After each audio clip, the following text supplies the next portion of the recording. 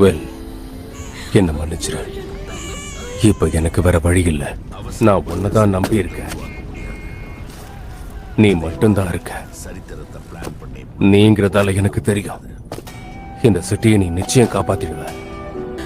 மேஜிக்க பயன்படுத்த தெரியாத என்ன மாதிரி ஒருத்தனால முடியாது.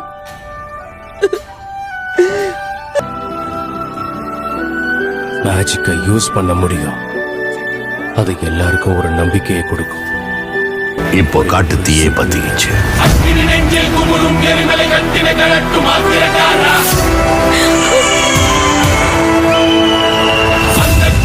அடிமுடி மேலில் அடலை திரட்டும் தைரியசாரா.